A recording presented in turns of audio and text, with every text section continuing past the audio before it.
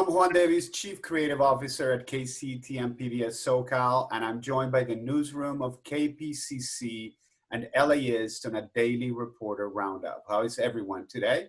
Great. Frank, let's start with you. Everybody is talking about police reform. In fact, the LA Board of Supervisors is supporting a statewide ban on 2 chokehold techniques. What are the details? Well, first of all, this motion notes that police agencies' policies vary widely. And it notes that while the LA Sheriff's Department in particular doesn't include what's known as chokeholds and carotid restraints in its training, it does not prohibit their use. Just yesterday, the department did toughen its policy on carotid restraints, which restrict or block the flow of blood to the brain. Previously, a deputy could use the technique if an individual's actions were assaultive or high risk. Now it can only be used if a suspect's actions rise to the level of deadly force, according to the sheriff. Also yesterday, the LAPD suspended its use of carotid restraints pending further review by the police commission, and Pasadena's police chief, John Perez, on Sunday suspended use of the restraint, saying use of force experts will explore alternative techniques for encounters involving dangerous individuals. Big changes, possibly.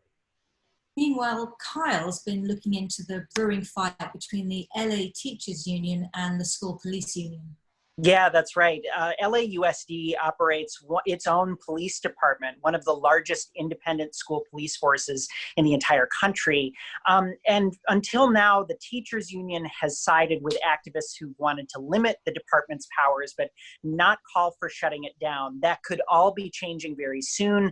The United Teachers Los Angeles leadership has endorsed a plan to, a broader call by activists to, quote unquote, defund the police, that is to remove funding from police agencies and reinvest that in social services. And UTLA could soon call, if a representative body of its members votes, call on LAUSD to strip all funding from its own internal police department, from the LA School Police Force. So this movement, which has already caused school districts across the country to rethink their relationships with police, could be coming to Los Angeles as well. Governor Newsom often says that almost 500 emergency childcare centres were set up to help with the pandemic. Mariana's been fact-checking that number. So first, a little background. In March, the state rolled out these waivers that would allow hospitals, businesses, and other facilities to offer childcare for essential workers. There were also some waivers for established providers who, for example, wanted to take care of more kids than what they were licensed for. And it turns out it's those existing providers that make up 81% of the so-called childcare pop-ups. That's according to the California Department of Social Services. Now, I talked to several of these providers, and most of them got the waivers to care for just a few extra kids, and they still saw far lower than normal enrollment during the pandemic. They say some parents who lost their jobs are still waiting to get back to work themselves before they send their kids back. It's a tense time for DACA recipients, young people who are brought to this country by their undocumented families. The Supreme Court will make a decision pretty soon about their future. Josie's been looking into that. As we know, this decision from the Supreme Court is coming down this month. We just don't know which day it is. So I'm checking constantly, but I think about the some 200,000 DACA recipients whose lives would be changed by how these 9 justices rule. I should mention that California has the most DACA recipients of the whole country, which there's about 650,000 recipients nationwide. When the decision does come, the changes are not expected to be overnight.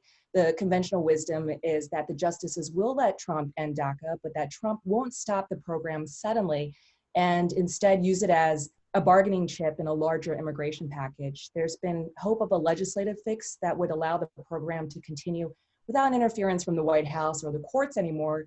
But given what's happening with the coronavirus and the protests over police brutality, that seems even less likely to happen right now.